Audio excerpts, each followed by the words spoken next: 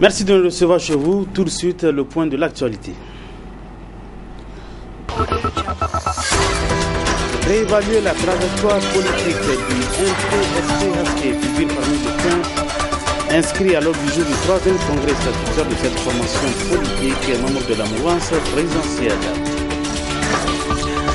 Les élus locaux de Kolo suffisamment édifiés sur le budget participatif et cela grâce à Rotap qui multiplie les ateliers de formation.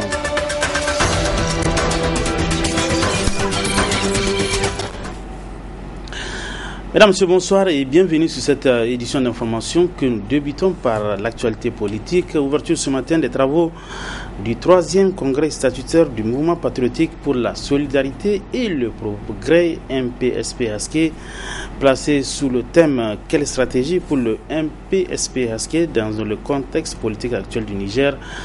Ce congrès a enregistré la présence des militants des 8 régions de notre pays.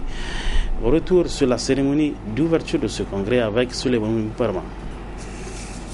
Jeter un regard sur la situation politique de notre pays afin de tirer les leçons du passé, c'est entre autres objectifs assignés à ce 3e congrès statutaire du MPSP-ASKE. Parti politique membre de la mouvance présidentielle, le mouvement patriotique pour la solidarité et le progrès MPSP-ASKE a atteint aujourd'hui l'âge de maturité avec ses 15 ans d'existence, d'où le choix du thème « Quelle stratégie pour le MPSP-ASKE dans le contexte politique actuel du Niger ». Le présent congrès constitue pour nous une occasion de réévaluer notre trajectoire politique, d'une part, et d'analyser d'autre part le contexte politique actuel du Niger afin de dégager des enseignements susceptibles de contribuer à l'élaboration d'une stratégie capable de faire rayonner du moins les idées et valeurs du MPSP-ASKE. Il s'agit pour le parti à la veille des échéances électorales de proposer un plan d'action qui va non seulement permettre d'apporter une contribution significative à la lutte pour le pouvoir, mais aussi pour bâtir une organisation responsable et respectée sur l'échiquier politique national. La présence massive des délégués en provenance de tout le pays est un gage certain d'enrichissement et à travers la prise en compte effective des expériences accumulées depuis plusieurs années. Il s'agit enfin pour le parti, à l'issue de ce congrès et dans le cadre du renouvellement des structures, de prendre en compte la nouvelle réalité qui consacre la domination numérique des femmes et des jeunes, que nous saluons d'ailleurs au passage dans la composition du parti. Le président régional MPSP-ASKE de Niamey, dans son discours de bienvenue, a au passage livré un message invitant la classe politique, tous bords confondus, à l'unité pour un Niger de paix.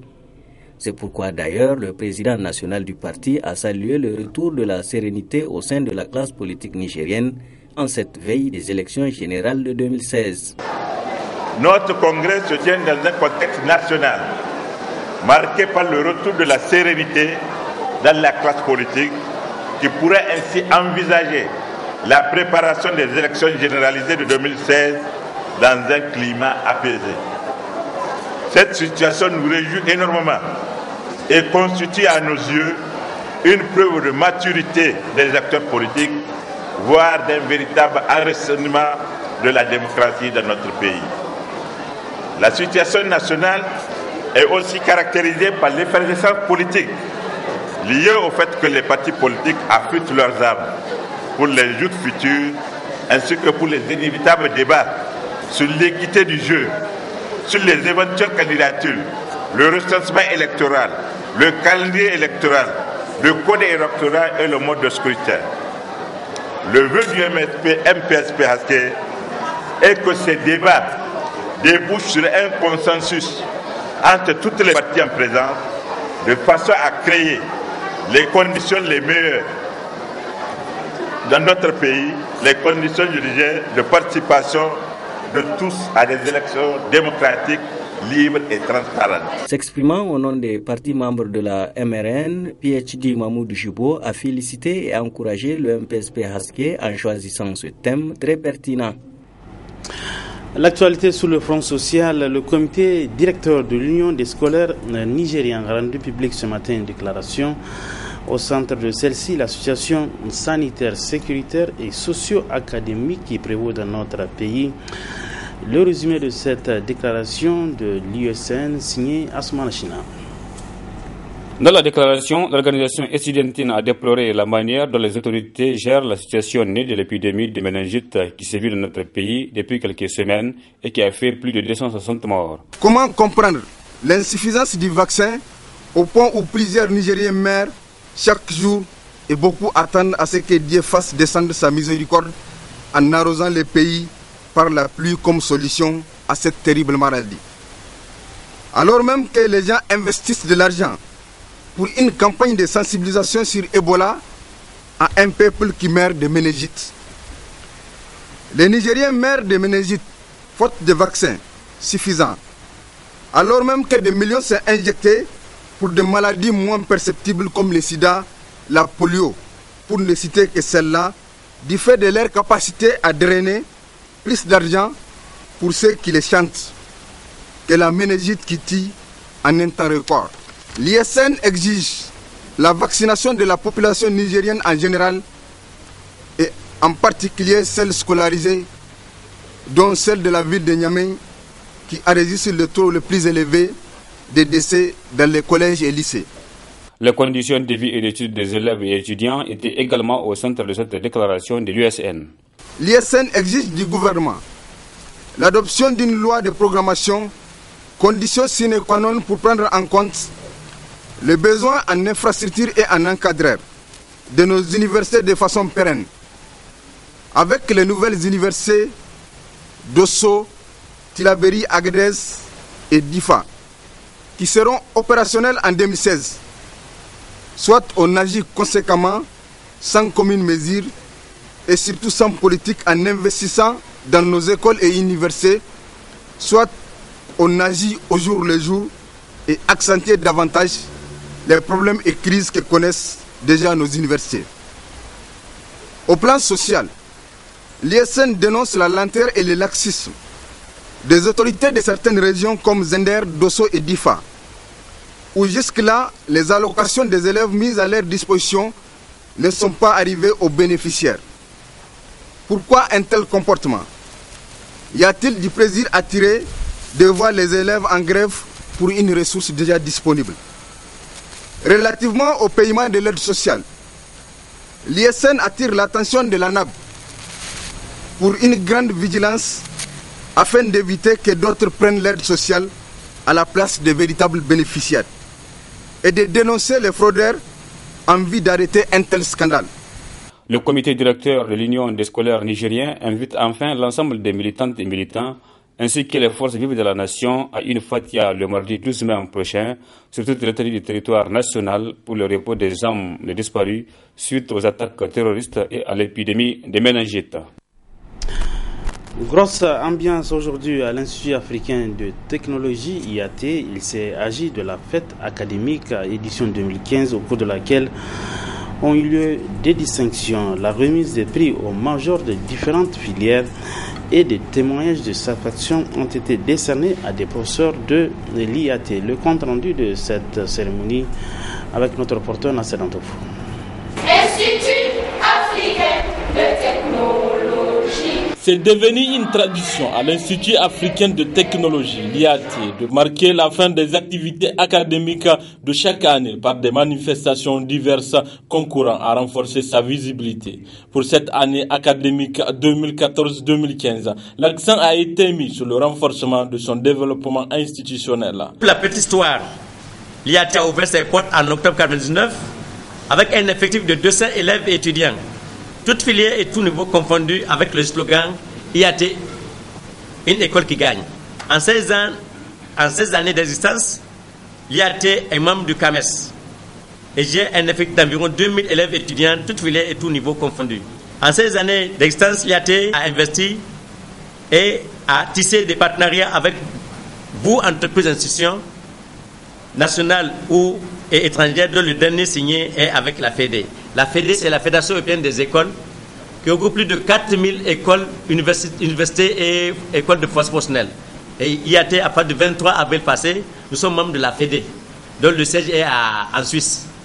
En 16 années d'existence, les trophées hors témoignage, Dieu seul en sait combien l'IAT en a eu, dont l'avant-dernier est le trophée UQS en décembre 2010. Nous sommes la première école, que ce soit privée ou publique du Niger, à avoir ce prix international qui nous est remis à Casablanca au Maroc. Et la seule école parmi plus de 400 entreprises. l'IAT est la seule école à avoir ce prix-là qu'on appelle aigle doré pour le préciser la qualité. Les représentants du ministre des Enseignements supérieurs et celui de la formation professionnelle ont tour à tour apprécié les résultats obtenus par l'établissement en 16 ans d'existence. Je dois témoigner toute notre satisfaction vis-à-vis de l'IAT, qui est une école qui va dans le sens de l'excellence. Comme en témoigne aujourd'hui la présence de l'IAT au CAMES, le respect de l'IAT des normes et aussi, vous voyez chaque jour les efforts que l'IAT fournit en termes d'investissement, en ressources matérielles, en ressources humaines. Et nous pensons aujourd'hui que la consécration des meilleurs enseignants et des meilleurs élèves est un acte qui montre que l'IAT va dans le sens de l'excellence. La formation professionnelle, elle est incontournable dans le développement de toute société. Et c'est pourquoi les efforts fournis par l'IAT sont encouragés parce qu'ils visent un développement, en tout cas, du système de la formation accompagné ou à côté de celui de l'État. Des prix ont été remis aux étudiants majors des filières tout nouveaux de formation confondues de l'année 2013 à 2014, ainsi que des témoignages de satisfaction à certains encadreurs et au professeur Tandina Ousmane, président du conseil scientifique. Les invités ont eu également droit à une visite guidée dans le nouveau bâtiment 3 niveaux, des salles de l'informatique équipées et une salle d'internet pour les recherches avec connexion au débit. L'actualité dans nos régions, le réseau des organisations pour la transparence et l'analyse budgétaire ROTAB et ses partenaires continuent à appuyer les élus locaux dans le cadre de la mise en œuvre du budget participatif. Hier, c'est dans la commune urbaine de Kolo, région de Tillabéri, que le lancement des travaux de ce budget participatif pour l'année 2014 a eu lieu. C'était en présence de nos envoyés spéciaux Michel Deji et Halidou Bourema. C'est à la demande des conseillers municipaux de la commune urbaine de Kolo que les rencontres entrant dans le cadre de la mise en œuvre de ce budget ont été initiées. Le souhait, c'est que d'ici 2016, la commune de Kolo rejoint les autres communes qui sont déjà dans l'initiative de budget participatif. C'est un budget ouvert à tous les citoyens et ça prend en charge les besoins de la population, parce que vous savez, dans le temps, il y a eu des investissements que la population n'a pas demandé et que ces investissements qui sont à grands frais après sont devenus vraiment rien, parce que la population, non seulement la population, ce n'est pas les besoins de la population, ils n'ont pas demandé, soit les partenaires, soit l'État vient faire des investissements à grands frais qu'après il n'y a pas d'impact. Et après quelques temps, on constate que les investissements ne sont plus opérationnels. C'est pour renverser la tendance, c'est pour que les besoins même soient exprimés par la population et que la population amène son apport pour que ces investissements soient réalisés.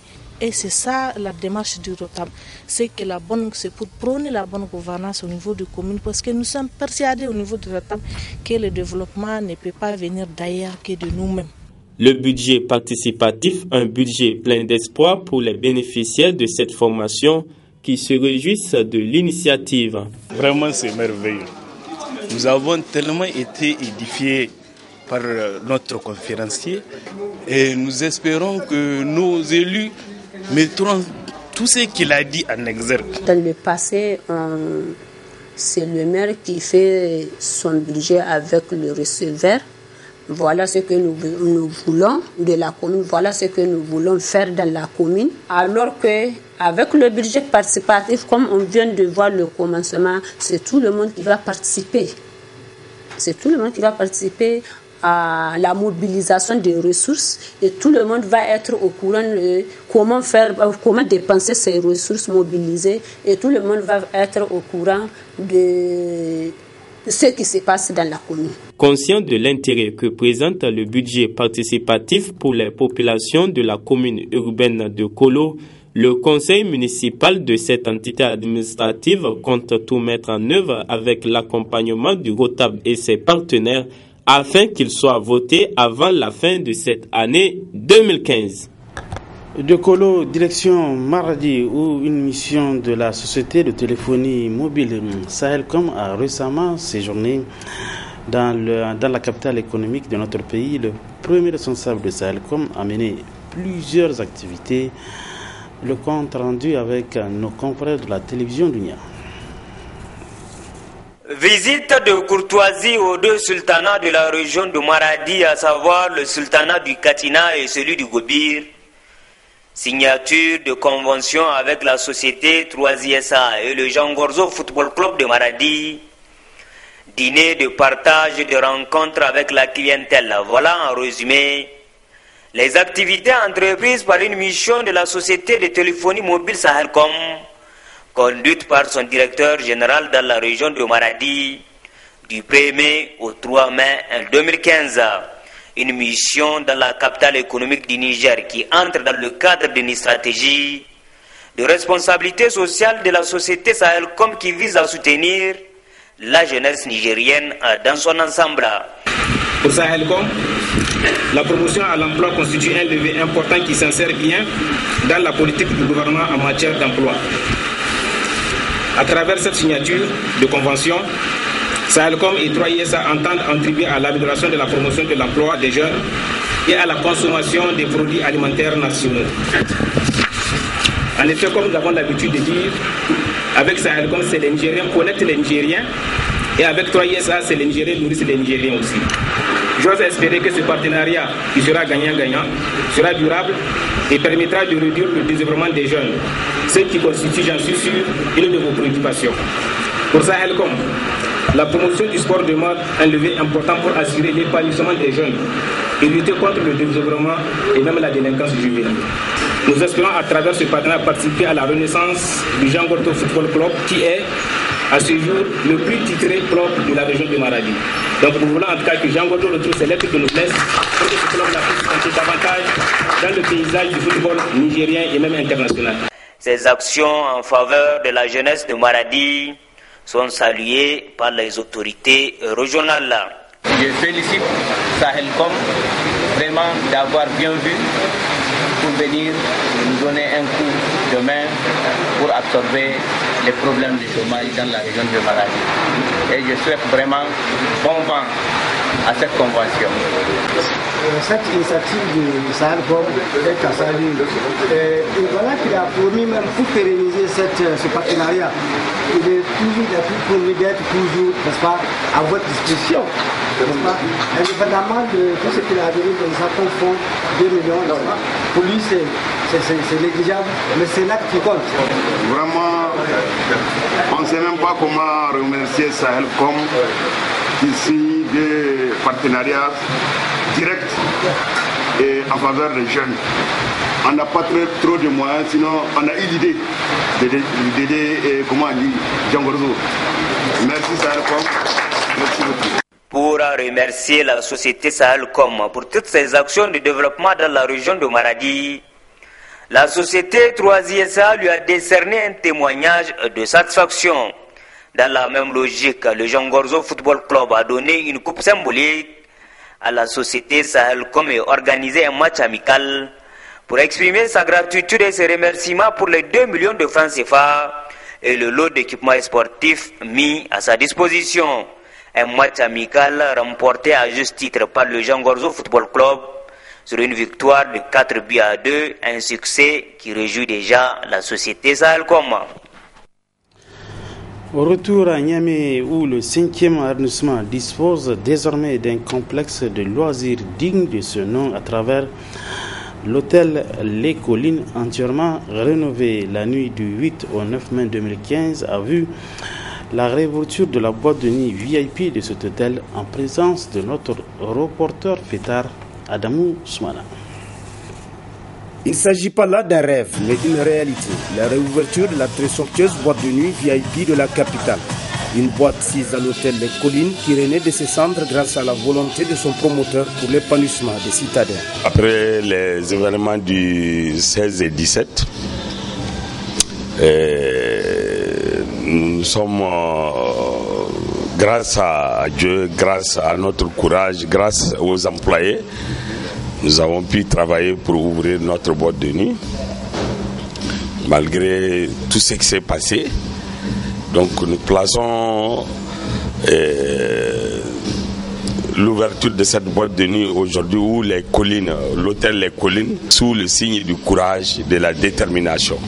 Mes clients, on les offre un cadre agréable et puis vraiment, je demande à tout le public ignamien de venir voir du renouveau, quelque chose de nouveau, quelque chose qui est à la hauteur de notre capitale. Comme son nom l'indique, c'est un VIP. C'est vraiment, nous avons fait quelque chose pour les grands, pas pour les enfants. Voilà, c'est pour les grands, c'est pour qu'ils viennent se distraire au lieu d'aller dans les autres pays se cacher, se distraire. Nous nous offrons un cadre agréable. Plusieurs personnes ont honoré de leur présence cet événement, vivement loué par certains membres de la corporation de l'association des promoteurs de lieux de loisirs. Il a été beaucoup solide, il s'est tenu beaucoup moralement, physiquement, et naturellement, et avec nos conseils, parce que c'est ce qu'on peut faire et nos appuis. Par rapport aux événements qui se sont passés, que nos confrères ont beaucoup vraiment eu du mal à ce qui s'est passé. Tout le monde se sont battus eux-mêmes pour pouvoir redémarrer leur activité. Et voilà, aujourd'hui, jour pour jour, Dieu lui a vraiment beaucoup aidé. Et voilà ce beau jour qu'on vient de découvrir dans ces domaines, dans ces activités. Donc on ne fait que le remercier, on ne fait que l'encourager par rapport le fait qu'il oublie ce qui s'est passé. Ainsi, la population de Niamey, particulièrement les jeunes, dispose désormais d'un cadre idéal pour s'éclater avec de meilleures sonorités. La boîte de nuit VIP des Collines, faites-y un tour pour avoir l'envie d'y retourner que de vous la faire raconter. Quittons l'ambiance donc de ce hôtel Les Collines pour parler du sport et football et particulièrement la fin de la phase allée du championnat de première division de football, la Ligue 1 Orange, et c'est pour dresser le bilan de cette phase allée que la commission compétition de la FENIFOOT a animé ce matin une conférence de presse. Les faits saillants de cette conférence de presse dans ce sujet. Après 80 matchs qui ont marqué la phase allée du championnat national de première division, Ligue 1 Orange, l'heure est au bilan. Un exercice effectué ce 9 mai 2015 par le président de la compétition de la FENIFOOT. Sani Ibrahim Diotis a, avec chiffres à l'appui, annoncé que l'AS Garde nationale est champion de la phase allée avec 27 points devant le Stade Sporting Club, 26 points. Mieux, les hommes en noir ont distribué 293 cartons jaunes et 23 cartons rouges. Par ailleurs, 180 buts ont été marqués. L'AS Douane avec la meilleure attaque, 23 buts, et le meilleur fusil, Kofi Nicolas, 10 buts. Après le bilan de la phase aller, place aux préparatifs de la phase retour. Nous avons eu l'honneur d'organiser le championnat U17. Ce qui a fait que notre calendrier a été bouleversé. Nous n'avons pas de temps. Dès qu'on déplace un match, c'est un problème pour nous. Vous allez voir dans le calendrier que ça fait des années, on joue la Coupe nationale, la finale de la Coupe nationale, après la fin du championnat. Mais cette fois-ci, compte tenu des mois qu'on a pris pour l'organisation de la CAN U17, on va jouer la Coupe nationale pendant que le championnat n'est pas terminé. Dès qu'on déplace, donc cette date-là, vraiment, on a cherché pour voir comment on va faire. Sinon, on a même voulu finir le championnat avant le carême. Parce que ce n'est pas normal. Nous voulons voir des bons joueurs, de très bons matchs, mais pendant le carême, vous savez que ce n'est pas facile. Un joueur en carême, il ne peut pas se donner à plus de 40 ou maximum 50%. Donc voilà pourquoi on a vraiment pris cette date pour commencer. Indépendamment de cela, nous avons ouvert le mercato, comme on l'a dit, depuis le 4. Et ça prend un mois. Ça n'empêche pas que pendant que nous avons commencé à jouer le championnat et que le mercato continue. De toute façon, c'est 3 joueurs pendant le mercato. Tu as droit à 3 joueurs. Répondant aux questions des journalistes accès au comportement des arbitres et des dirigeants sur le terrain, la commission compétition a préconisé au comité exécutif de la FENIFOOT d'instaurer des thématiques de sensibilisation à tous les acteurs du football pour une meilleure connaissance et interprétation des textes du football. La phase retour de la Ligue 1 Orange débutera ce 15 mai 2015 sur l'ensemble des stades de notre pays. Point final de cette édition d'information. Merci à vous de l'avoir suivi et restez toujours en compagnie des programmes de la télévision Labari. Bon week-end à tous. Bonsoir.